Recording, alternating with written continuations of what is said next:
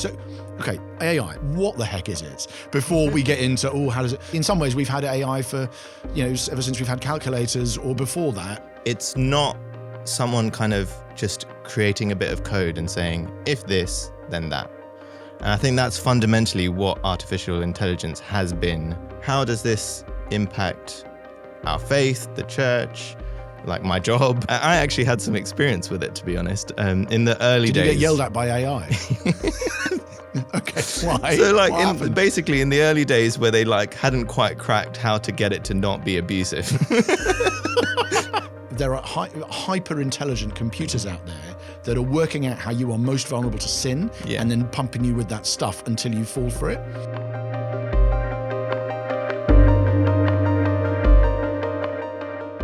So Tariq, it's great to have a time to talk through some of the issues that have come out of the technology series. And you were obviously part of this early on when we kicked the idea around. I think it might actually have emerged from a conversation that you and I had in the cafe downstairs.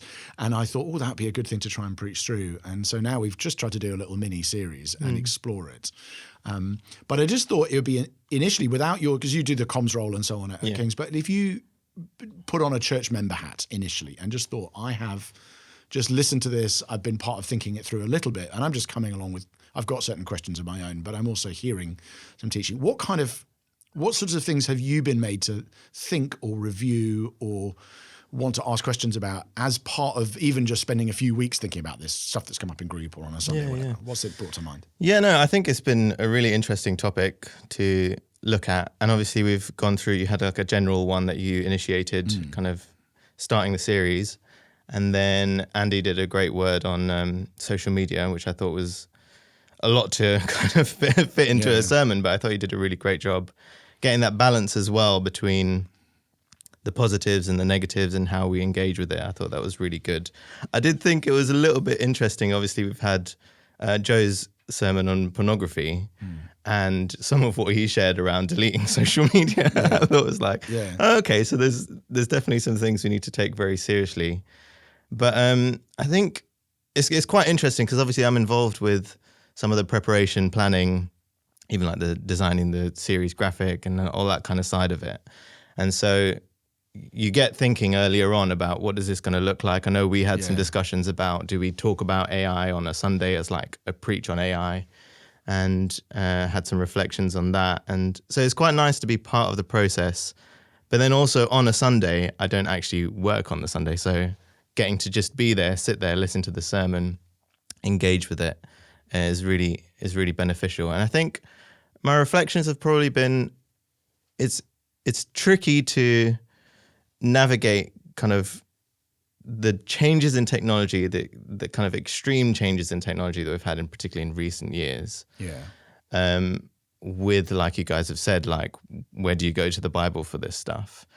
And I think there's a lot of good principles that we can draw on, and we have done. But I do think, particularly even around like some of the stuff with AI and social media, pornography, probably less so pornography, it does present a challenge of where do you go to the Bible for how you navigate, like even some of the questions around like, what does it mean to have a super intelligence or something? Like there's just stuff like that I think gets quite tricky to wrap your head around. Do you think that's particularly... So it seems to me that of those three issues you even mentioned there, that there's a spectrum there, that pornography is actually quite easy to apply biblical wisdom to. It hasn't really, the medium hasn't really transformed the message in the end. It has made it much easier and quicker, and your defenses are much lower down to having graphic, sexually explicit, lust-inducing images on your phone rather than what would have been an artwork or something a long time ago, and then magazines. But in the end, it's just accelerated something that already happened. Social media, it feels to me, is sort of in the middle, where it has amplified. There are the pamphlet wars of the 1520s or the 1790s that I've read. You think this is pretty similar here, but the fact that it is so immediate and responsive, and you have to in other forms, you'd have to print it and you'd have to take days or weeks to be able to prepare a response, whereas now you do it instantly. It does seem to have quite significantly changed the dynamic. And then with AI, we're dealing with something that is almost entirely raising new questions for us. Is that a fair? I'm creating a spectrum because that's what I do. But do you think that's fair? That in some ways that some forms of things created by modern technology, we go, that's actually not very different, really. It's just faster or quicker or worse or better. Whereas at the other end, you've got some things where you go, wow, this is, and AI is particularly presumably that. Yeah, I think for me especially, I'm a bit more engaged with some of the whole latest news on AI and stuff like that. I've kind of ended up being the AI person in the office. I think what is the most challenging part of it for me is when you're trying to predict the future almost and try and work out how does this impact our faith, the church, like my job, like things like that. I think for, like you said, on that spectrum of trying to work out how do we actually grapple with this and deal with this, I think the AI one on that spectrum is the trickiest to navigate. Yeah.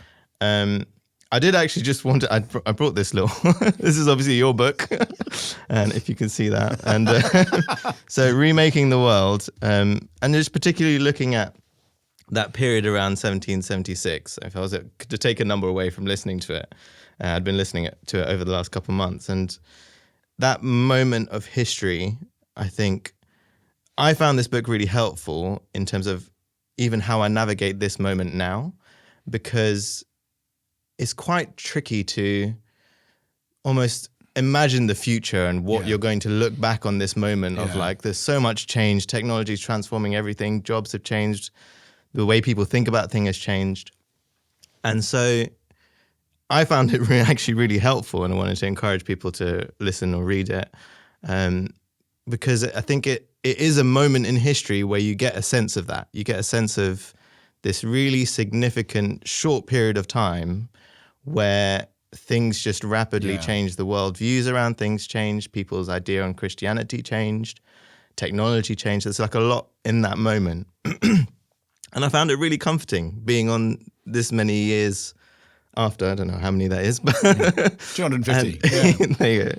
And being like, oh, okay, we're here. Yeah. I'm a Christian. We're talking about this stuff. Yeah. And so it's quite encouraging and quite helpful, I think. So I just wanted to do a little plug there with that. No, that's very nice of you. But I'm very encouraged because I think part of what I found the benefit of doing, because I quite often get asked, like, why, as a pastor, why are you writing books, deep dive book on history? And in part because I think that it's being able to see again, it's sort of standing back and pulling right out the thread of what happens makes the bumps, the ups and downs look much smaller, because you see it's a bit like seeing the Himalayas when you see the whole of the Earth's crust. You stretch out, you think those big things are not actually as large as they seem when you're very close to them. And I think you'd say the same in the late 15th century, where the discovery of America and the printing press and the emergence of new technology like gunpowder on a massive scale, and quickly beginning to believe that maybe the Earth goes around the sun and rather than the other way around. These major changes, and it really disoriented people at the time. You can read back and see how troubled everyone was, and it obviously caused a lot of change in Europe and Christianity and so on. But in the end, the church, Jesus built his church, and you continue. And that's not to say that you don't have anything to be concerned about in your generation. You have to be, it's wise as serpents, innocent as doves, isn't it? But I do think that's one of the ways in which in some ways we can help one another in the church, is to take a bit of a further back and say, of course I don't know what will happen with this technology, but things of that nature have happened before, and they've looked like they're going to sweep all before them. And in the end, God has preserved the world from the destruction. And again, I think the 1930s and 40s, you think, which is just about in living memory for some. Yeah. Think, wow, the fact that we're all still here after that was not obvious either. But that doesn't mean those things aren't really traumatic and important to deal with in their own time. So, okay, AI. So you've raised that, and because we knew we were going to go there. And this is the thing. So I went with a preacher hat on. I thought, this is just not something I think I can do a message. We did look at it and initially drafted it and go, could we do a message on AI? Yeah, I remember thinking like, how's that? Well, and I think that's basically, when you go, how's that going to work? It becomes a meeting agenda writing. When I go, basically, we're not going to do that. Because I think I realized that, for me at least, I thought, sometimes it's good to lean into things that are really complex and difficult. And partly that's what I hope this series is in part. Yeah. But there are points at which I think it's almost too early in the journey to be able to speak with any authority about in a sort of in a major abstract way. And I began to think maybe a conversation like this would be a better way of teasing out some of these things. So that won't be all we talk about, but I think it's probably a major focus of this conversation. And I think it would really help us for you just to explain what the heck is it before we get into, how does it, because I think it's, it does AI relate? In some ways, we've had AI for, ever since we've had calculators, or before that, microchips make a big step forward. Yeah. But we are using it as if it is really as a shorthand for something that's really emerged and hit the mainstream even in the last 5 years, really. Yeah.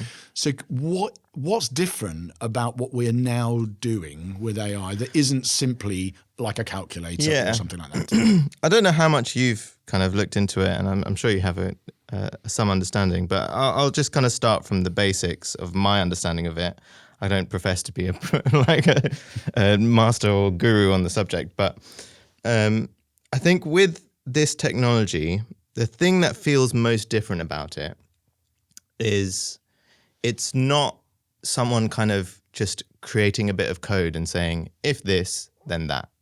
And I think that's fundamentally what artificial intelligence has been through the process of kind of the whole digital world, basically.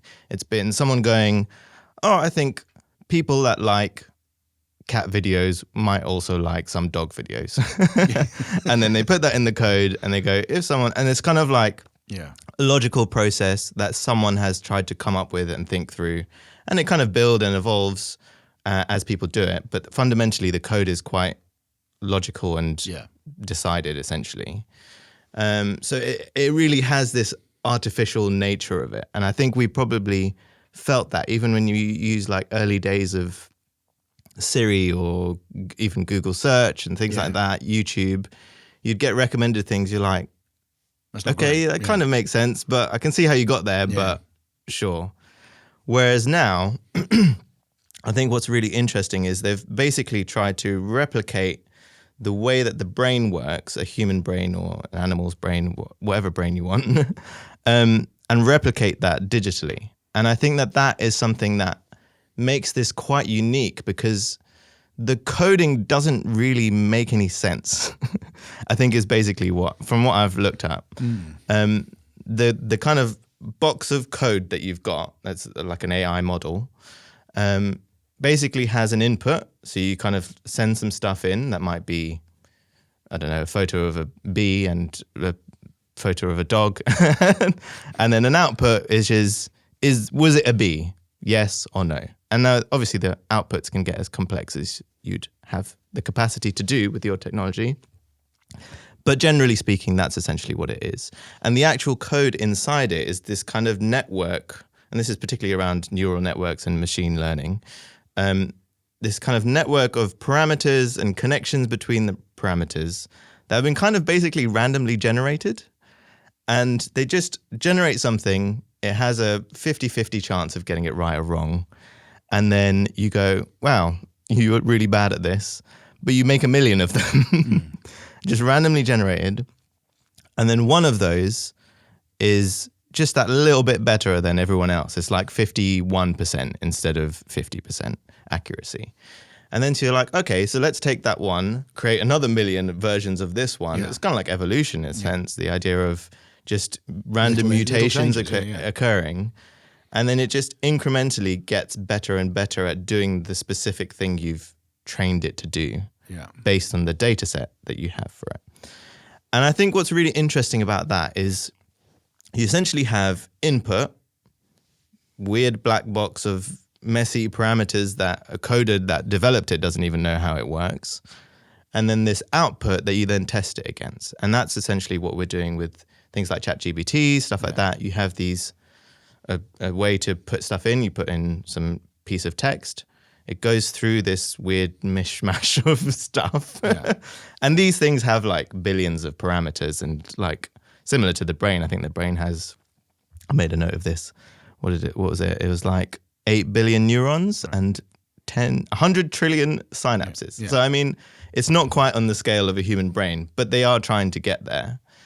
And it then spits out a bunch of output, which is a bunch of text that it thinks based on like basically randomly guessing, not randomly, but guessing what the next word should be to make you happy.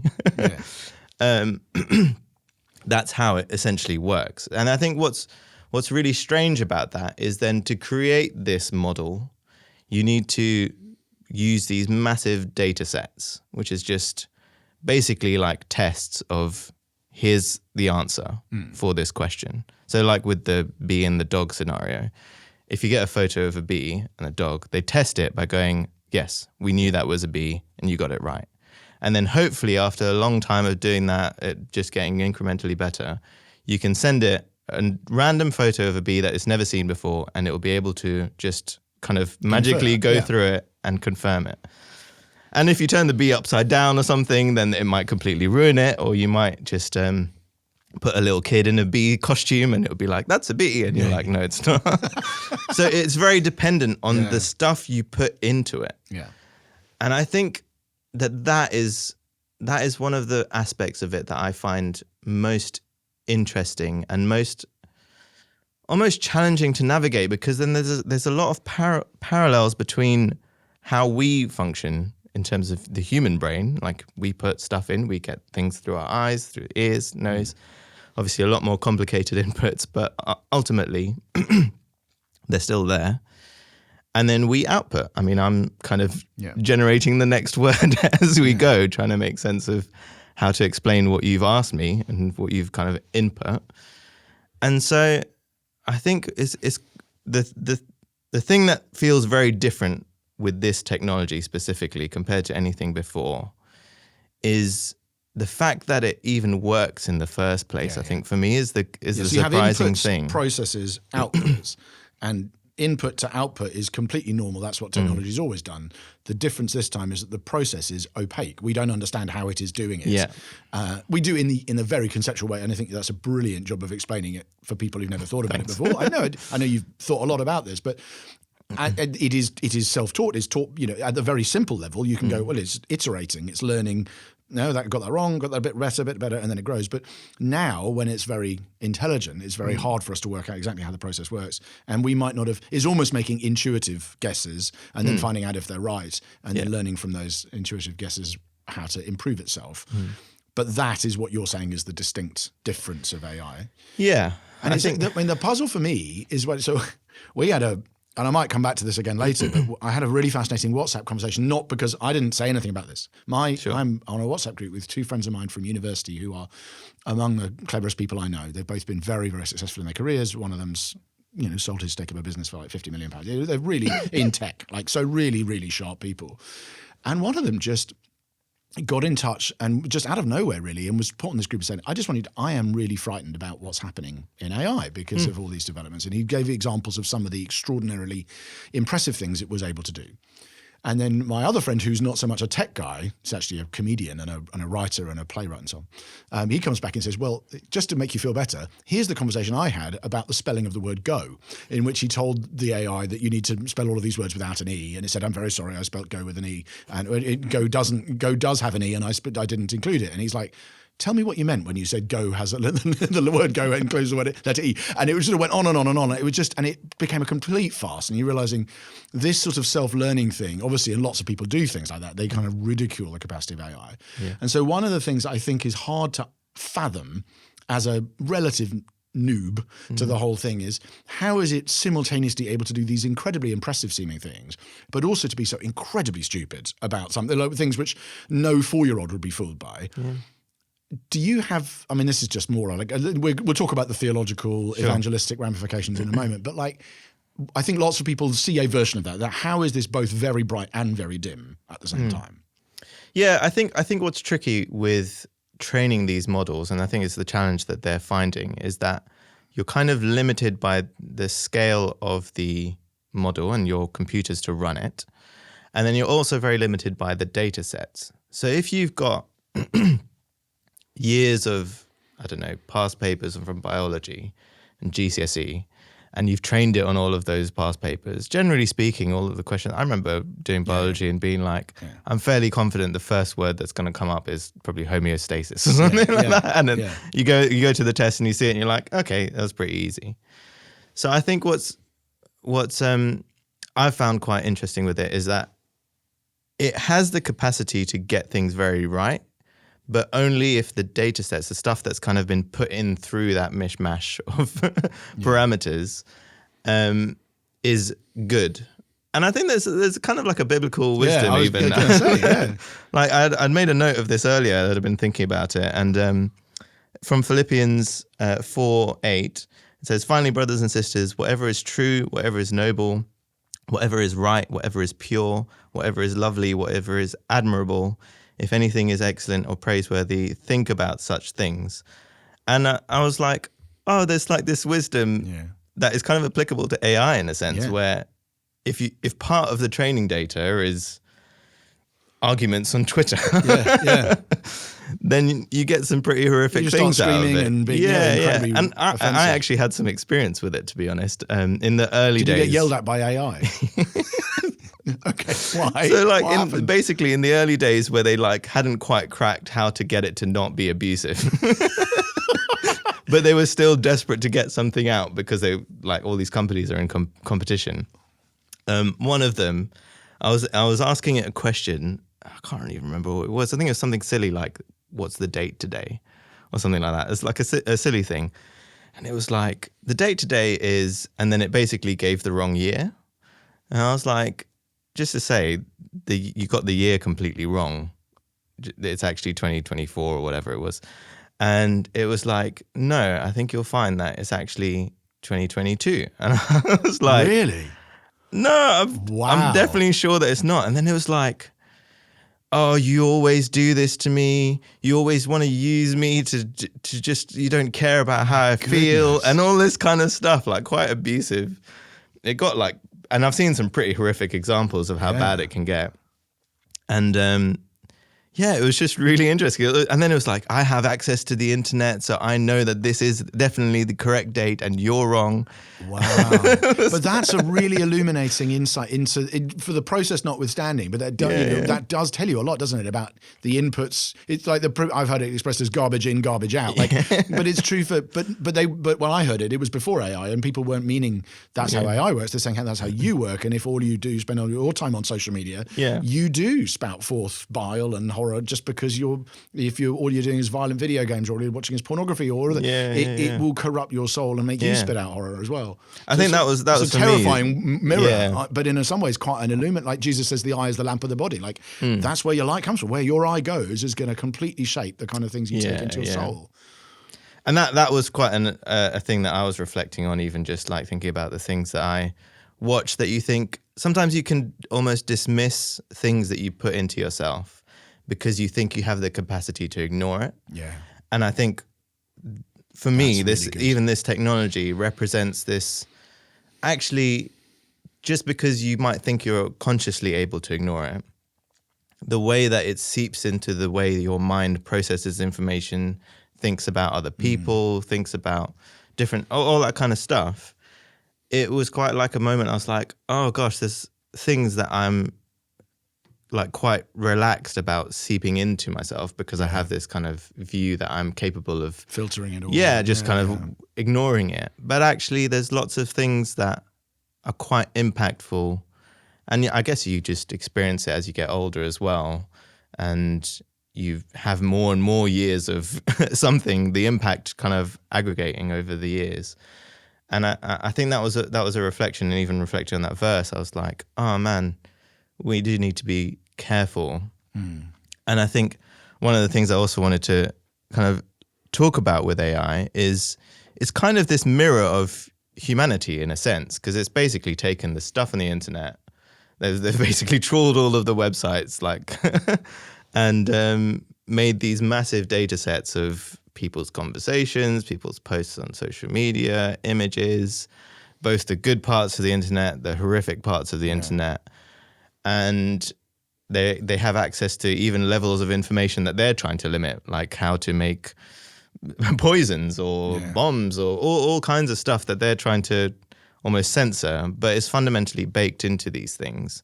But it becomes this kind of mirror to humanity in a sense, and even to yourself. And I've found this, if you were to kind of reflect on some of the AI stuff, but with relation to social media, Andy alluded to this in his talk, where basically there's algorithms that are trying to work out what is it you want to watch, how to addict you basically to these platforms. Yeah.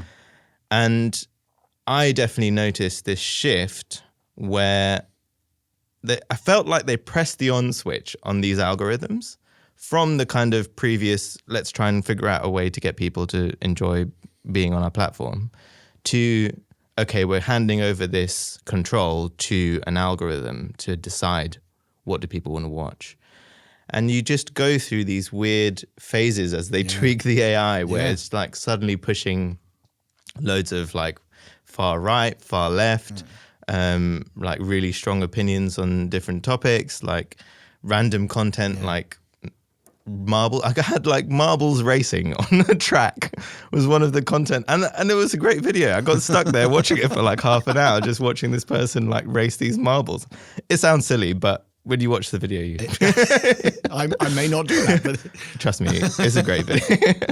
But it's an indication of this weird ability to basically not just do the things that make sense to achieve the goal, but find these little weird ticks and aspects of our mind and the way our mind works that we ourselves don't actually know about ourselves. And it kind of reveals these things in the way it generates the content, the way it chooses, like, oh, you're a Christian, but I know that you may struggle with these different areas of, I don't know, like pornography or gambling, finances, greed, all the different things. And then it just seeps those little triggers essentially into your feed, into your content. And it does it in these really strange ways. I was watching this, I came across this YouTube channel, I don't know how, but it was basically like this AI-generated video content for children of Christian stories. And it was like, oh, this is cool. I found a way to make use of this. I was basically looking up like, how are Christians trying to use this stuff? And is it good? And this is like very successful, millions of subscribers, like millions of views on the videos. And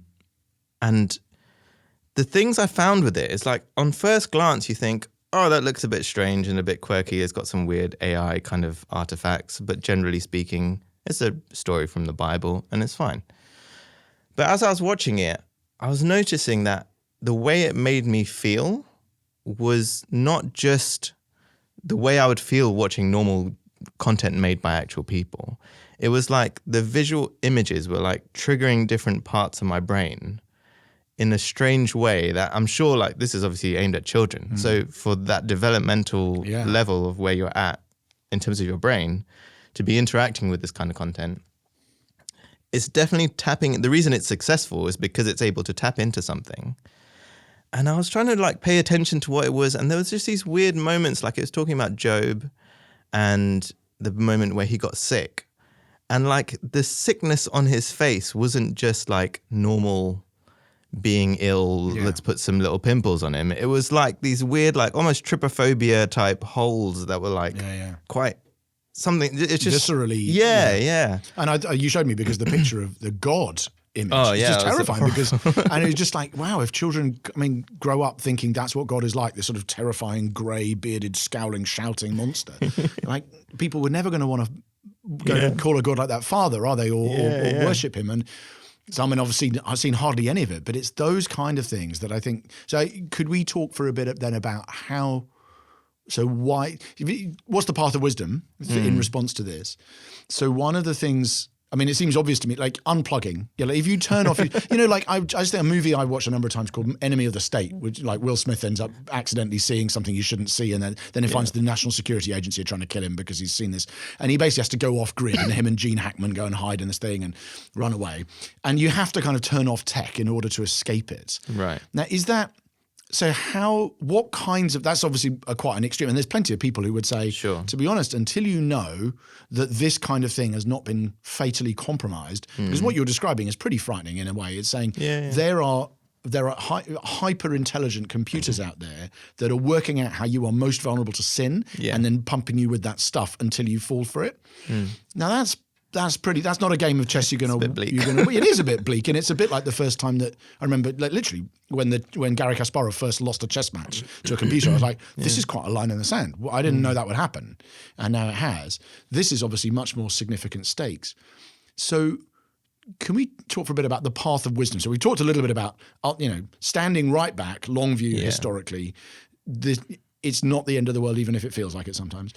I think you're thinking about seeing us as, the eyes, the lamp of the body, meditate on things that are good and wholesome and edifying. Philippians 4 is very wise. But could you talk at all about you have young children, your kids are younger than mine. So you are simultaneously training AI 1 minute and then trying to train a toddler the next minute. So how have even you reflected on the path of wisdom in light of, but you're also not a technophobe at all. In fact, you're generally quite a positive for the things AI can do, and you've helped us even internally think there might be some things this could actually help us with in the way we do think about church. How have you mused on the path of wisdom as it unfolds? Yeah. I think for me, a big question is always, why was this thing made? And I think with AI, it's easy to lump it into this big AI, scary, everything is the same. Anything that has the word AI on it is the same thing. And it's this big being almost, like the God from the video. Yeah. And I think the reality is that actually they are literally just little programs or big programs on computers that have a goal. And I think for me, the biggest issue is, what is that goal? If the goal is to addict you to a social media platform, then being naive to its ability to do that, especially if these companies are pumping billions into doing it, clearly is, I think it'd be a bit naive to say that, I'm the exception, I don't get sucked into all that stuff, it doesn't affect me. So I think that is a big issue. And I think it's a big issue in the general conversation about AI alignment. What are the goals that we are setting? So thinking through okay, so if our goal is to increase watch time on our platform, then the AI basically doesn't really think through things in the way, apply all of our moral framework and all of that stuff to just kind of go, no, creating really sexual content or towing the line of as sexualized content as you can to trigger people but not technically break the explicit barrier is a means to get to that goal. So let's do it. And that's basically what we've been dealing with, is these AI algorithms coming up with these little sub-goals in the box that you can't see until you realize, oh, good. The thing that Joe said about for a child watching a Sesame Street video on YouTube, I think there was a Guardian article, it was 3 clicks away from watching someone giving birth and this kind of stuff. No one sat there okay, let's get this let's get 5 see how quickly we can get traumatized. That's not what you're trying to do. But because of just the nature in which these little weird sub goals end up coming. I mean, if you say to an artificial intelligence, I don't know, don't let someone turn you off, well, it could then spiral into all kinds of solutions to how to stop someone from turning them off and things like that. And I think for us as Christians, we need to be very mindful of what is the goal behind the algorithms I'm interacting with, or my children are interacting with, or whatever it is. What have they been trained on? So what is the data sets? If it's lots of bad stuff and it's not well censored or sculpted or curated, it's dangerous, in my opinion, and you need to be careful. So for me, I know for myself and my children, I'm going to be very strict on limiting the access to interacting with these kind of, particularly models that are based on addicting people to a platform. So leaving autoplay and recommendations on on YouTube is like a massive no-no for me, especially if it's not a kid's account. But even then, still not great.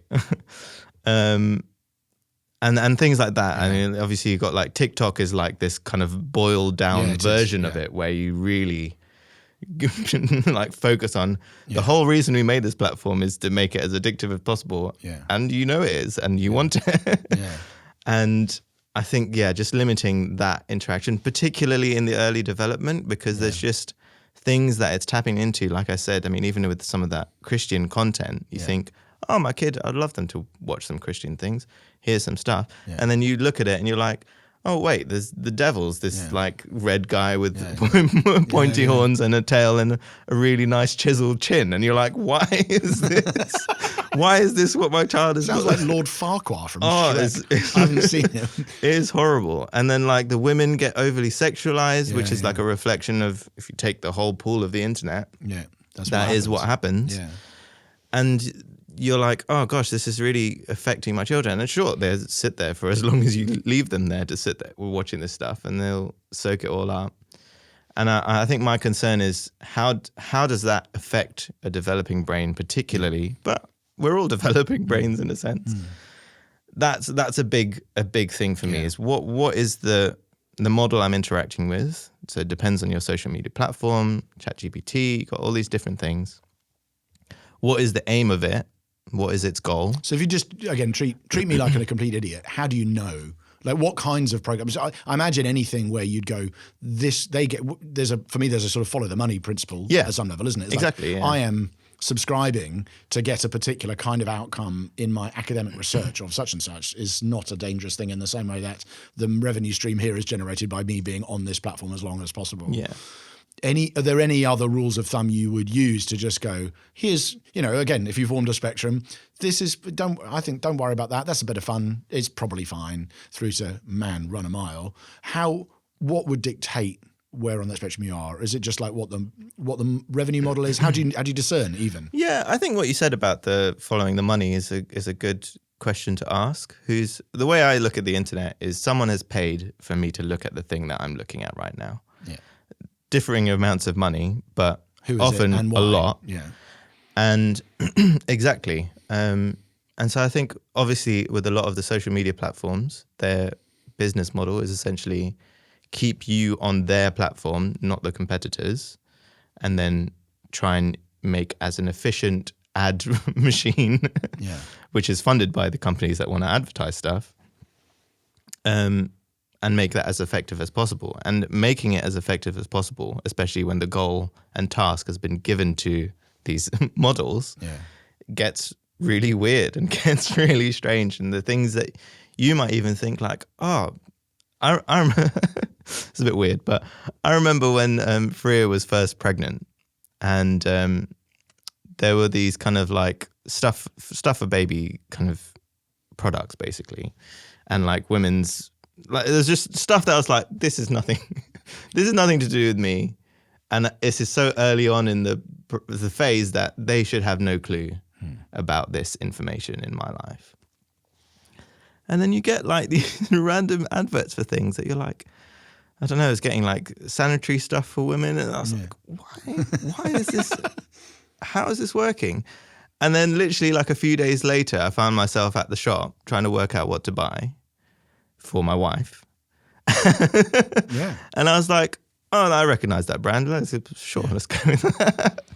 And these things I just got played. And I'm like, I'll get like adverts for things that aren't relevant to me, but it's able to make these connections between, it's not just focusing on you, it's focusing on you and your network, it's focusing on all these different aspects. So when someone comes to me and asks for my opinion on what website builder should you use I'm starting my own business, I'm like, oh, I don't know, I guess I'm kind of techie. The first thing that comes to mind is the thing I was advertised the most for. And so because these models are built on that, I think that is a big, like you said, the following the money thing is a big indicator of, well, then how are they going to go about making the most out of me? So one thing I did, and I'd like to just recommend to people, if people like to watch YouTube, there's a thing you can do with your Google account in general, which is to basically turn off your history, which sounds like you're trying to hide what you've been doing. But actually, if you turn it off, Google then stops recommending you videos based on the content you've previously watched. Yeah, I did not know about this. Okay, and this is and the reason for doing that is not to conceal, but to conceal it from them so that they can't hook you on something. Yeah, exactly. Okay. And it's funny because they kind of see it as like, oh, we know you want these recommendations. They keep asking you, do you want to turn your history on so we can recommend you some stuff? Yeah. I'm like, no, thank you. Yeah. And what I've found is just this massive piece when I open up YouTube, it just goes, we have nothing to recommend you because your history's off. Do you want to turn it on? I'm like, no. Great. No. Wow. And then you have like your subscriptions page. So if you want to, kind of like classic social media, basically, you follow your friends and you see the stuff they post. Yeah. And I think there was something really beautiful about that stage and that way that worked. There were some flaws. Yeah. But I don't think it was to the extent that we have it now. That's the way I've used Twitter or X for a long time, was just to use lists where everything that I got was coming from the people I was following, and therefore I didn't actually also saves you the ads, but it saved all of the kind of, now Musk has made it harder. You now have to constantly navigate back to those pages. But I don't think the principle's a really good one. So we've got some wisdom here for, like, we're talking, take the long view, don't freak out at times. We're saying learn in some ways your doctrine of sin, learn from the fact that this happens and be wise to, almost see the AI models as a portrait of you. I think that's where we went next, which is very helpful. It just sort of reveals to you the way your mind works and make sure that you are only putting in good things, which ironically then leads you to do the next thing, which is to abstain from and to find ways of to outsmart AI in the big sense, as say, I'm just not going to play that game because I'll lose, but I will manage the way I manage my feed. I will follow the money. I think we've seen some things there, which I think is really wise. One other thing which I throw in is I just think is really interesting. It might just, one swallow doesn't make a summer, but I mentioned earlier my conversation with my university friends who were expressing some of their concern and then the joke side of it. But one of the things that I found really fascinating was that at the end of this conversation, I obviously early on, because I always do this, so I'm cheating because I'm a pastor, so I always will make a point, like, well, obviously in my world, this is what I'm preaching a series on this at the moment, and it's just how God interacts with these questions and so on, and it's often quite an interesting thing because people don't really think that stuff through if they're not believers, and these guys aren't. But it's just really interesting. I put it up because I can't want to get his words right. But so, and my friend was just talking about the anxiety really and going, he said, almost the people I know who know the most about this, running tech companies, are often the most worried about its possible impact, which is quite unusual. Like normally in history, go back to the invention of the steam engine, but people who know how it works aren't worried. People who have no idea how it works are terrified. With AI, that almost seems at times to be flipped, that the people who don't know what it is go, oh, I'm sure it's fine. Whereas the people who know a lot about it are often going, man, what is happening here? Yeah. So anyway, he was talking about anxiety, and I obviously as a Christian, you have a doctrine in the end of providence or the sovereignty of God, that ultimately God is in charge. Not clever people, not Elon Musk, not these guys you've never heard of building the models, and least of all, not the AI singularity beast. Ultimately, God's in charge. And if God wanted to go, he does. And that actually he will protect his church and build them through the trials. And anyway, we were having this back and forth. Yeah. And my friend I just finished off like, fascinating. Right, now I'm going to go and preach a message about it because it was Sunday morning. And he then wrote back and said, I'd love a bit of consolation, me, but I'm not finding it in any of the great edifices of humanism, which is his kind of closing comment on the chat. And then the chat has picked up again about other things since. And he was like, to me, that may just be my friend, and is obviously the way that some of my friends talk. Like, well, I would love some comfort because of the existential. He's got young kids. He's going, how do I protect them from this? But I'm not finding comfort in the edifices of humanism. It's almost something about this moment that is challenging this sort of human age of we're the measure. Man is the measure of all things. That kind of thing. We are in charge. We can choose what we want, what we don't. We'll take over the world. We'll make everybody richer. It'll all be fine. And that actually gets destabilized a lot in the last 100 years. And what's happening at the moment is people going, I'm not sure. The smartest people on earth are going, I'm not sure I can protect my own kids from this. And where would I go for faith or hope or stability in a world like that? And I think there's an opportunity there for Christians, not necessarily to nerd out on it to the degree that you have or even I have or whatever, but just to have a sense that actually trusting in God in an anxious time is a very powerful witness, even when you're not saying that much about what the Bible says about AI. You're just saying, well, the Bible doesn't say anything about AI, but it does talk about sin, does talk about the sovereignty and goodness of God, does talk about the hope of the future, does talk about the resurrection from the dead. And I think there's an opportunity there, which I think is also worth mentioning as we're just thinking about how we respond. Yeah, to be honest, I actually wanted to ask you a little bit around some of that, just to probe you a little bit in terms of, I feel like the narrative of Christianity is quite focused around the intelligence of human beings and the human beings being the pinnacle of creation, essentially. It feels like that's kind of baked into the narrative of Christianity. And I just wanted to ask, for you, from your perspective, do you feel like this potential of like super intelligence, 'cause obviously you've got your friend who's saying, I don't find comfort from the people that seeing this stuff developing this stuff. But I'm also, for myself, even asking like, within Christianity, like how does this actually fit within the wider narrative? Like, obviously you do want to have that perspective, like you said, where you're like, ultimately we trust God and we have faith that everything will be all right, essentially. But I do have this kind of background question in my mind, I'm sure other people have it as well, where it's like, what does Christianity and the story of humanity and our relationship with God and this kind of whole dynamic mean if we end up with these essentially entities or beings that have a level of intelligence that far surpasses ours, that I guess essentially we've created? And I know there's the argument that God created us, so God created it through us and that kind of stuff. But I just wanted to get your thoughts on it, because I think there's an aspect to that I feel like does have the potential to fester doubt within Christianity and within our own perception of what this means for our faith. I think the closest parallel that I would have thought of say 100 years ago would be Aliens, where people start writing books like The War of the Worlds, and then even C.S. Lewis spends quite a lot of time in his apologetic ministry thinking about, quite often circles back to, what if there's extraterrestrial intelligence? And, and I feel like that's probably the most obvious thing that people 100 years back would have had.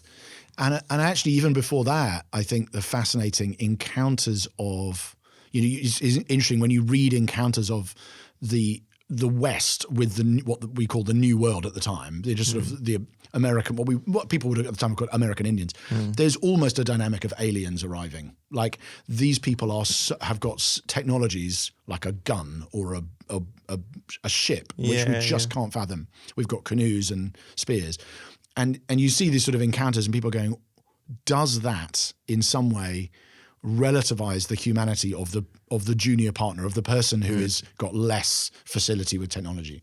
And obviously, as a Christian, you would say a robust no. That is not. And actually, I think what happened was, I think when you say the intelligence thing is baked in, I think you're right to a degree, but I don't think that comes from the Bible. In fact, I think when the Bible talks about the image of God, it's the spirituality of human beings. It's the commission to govern creation on behalf of God. It's the fact that God is, when he becomes incarnate, is a human being. It's the priestly ministry of humans to serve and care for and govern creation and have dominion. But at no point do you get the sense from Genesis, or I would say anywhere else, that that's because human beings are the cleverest.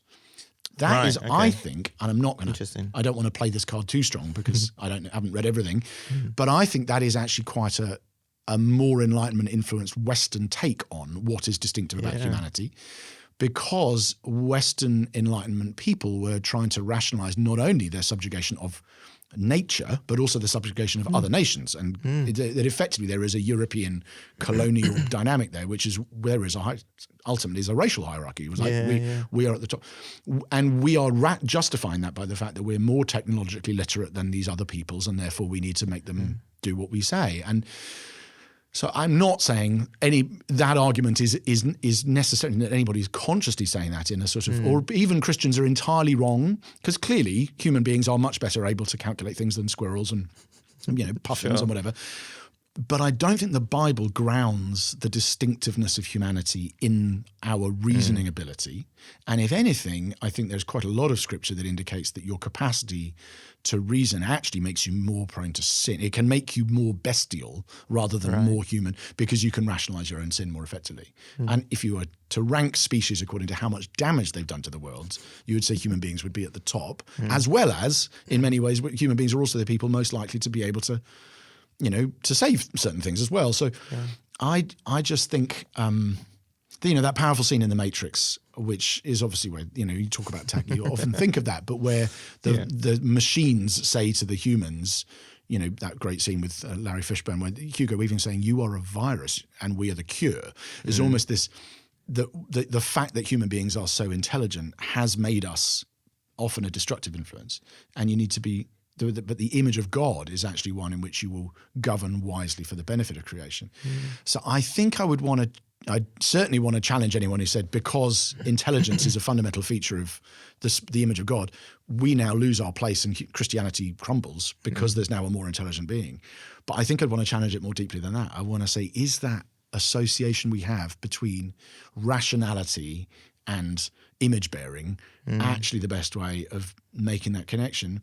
And I say that in part as a dad of a daughter who's got a cognitive ability of a 1.5-year-old, but is 14 and is just as much in the image of God as I am. And I just think some ways you have to see the fact intelligence in the sense we understand it, of being able to fathom and reason it, is not a good model for explaining what makes people sufficiently human, and in some ways could be quite a dystopian one. So that may not answer all of those questions. And I think there are big questions to answer, but to me, I feel like the big questions are, how do we, the ones you were raising earlier, really, who's made this? Why? How do I handle it wisely? And the answer might be, turn it off and don't let it anywhere near your children. Or it might be, oh no, you can do that here, here, and here, and that's fine. Because I think those are still really pressing questions, and I think we're only beginning to scratch the surface of how to answer them. No, I think that it feels so early, and it's just changing so rapidly as well, that it just feels hard. Like, it feels like not that long ago I wasn't having to worry about this. Exactly. Or it was like kind of in the background, but now it's like really creating these kind of almost existential questions of, what does it mean to have a job? Like, what does the future of working look like? What does my role in the church look like? How do we create, content? Or like, we used it the other day for helping Steve. Obviously, he's quite involved around the world and translating into other languages. I mean, I don't know if you've used Google Translate in the early days. Not in the early days, no. Oh man, it was, to be honest, it's still not great. Right? But it just really, I remember using it when we went, I was at a restaurant in Italy. And I wanted to order this little pasta dish, and I was like, oh, what does this mean? I was just like getting it to translate the words literally, and it's like, that's spaghetti to the stumbling block. And I was like, what? Where did that even begin? That's hilarious. And it was actually to do with like seafood on a rock in the like coral or something. Like, it had this whole meaning that just got completely lost in translation. And comparing that to what these models are capable of doing now. I mean, I literally sent prophetic words basically for New Frontiers that needed translating, and people on the other side who definitely can actually translate as well were checking it, and they were like, there's some tweaks here and there, but some whole paragraphs were fine. And I was like, wow, that's a big step. So there are lots of potentials, I think, for good use. And if you trained a model for translating a language, then that's great. I think it has a lot of good potential there. If you trained a model to, assist you with finding verses and cross-referencing things in the Bible, I think that has really good potential. And I do think actually there's some work for Christians to do, like particularly the smart ones in technology, to go, actually we need to train our own models. We need to put the good stuff, basically the Bible, and find ways to kind of almost curate these Christian models, I think, that can assist people that want to help in education of Christianity, creating content, all that kind of stuff. I think relying on these secular models could have some potentially damaging impacts on the Christian world. And I think it's important for us to not go, oh, this is a weird thing the secular world's doing. Let's completely run away. disconnect. Yeah. But actually to figure out how do we engage with this in a way that's beneficial. So I think there are some, as skeptical as I tend to be, I think there are some potentials for good. But yeah, no, it's been, I think what you said about the Christian, like post-Christian West world trying to prioritize intelligence and almost making, I think that is part of what's kind of made even me feel like, oh, it's so focused on how intelligent we are in terms of our image-bearing nature of God. That actually is a good challenge to that, and that was really helpful. That was well, good. if nothing else, we've got some. I think there's a lot of wisdom that has emerged, and I've found talking to you about it, not just now, but like over the last 2 or 3 years from when you first raised it, and I didn't even really know what it was. I've learned a lot, and I think I'm hoping that even this conversation, as we just put it out there, people can glean some things, and it may raise further questions. It no doubt will, and we might have to have the same conversation again next year in 5 years' time, so on, to see how things are evolving. But ultimately, I think we don't fear. We're not in thrall, and ultimately God wins, and He is sovereign over His world. And things like this have come along before, and they haven't destroyed the church, and this one won't either. But there are times when we need a lot of prudence and wisdom, particularly as those who consume tech or as raising kids and lots of things we talked about. And I think there's a lot of wisdom for us to glean from thinking these things through in the way, hopefully, we have in this conversation. So it's brilliant. Thanks so much for your time, for giving it so much asking thought. me to come on. Need to go and press the off button on the record now.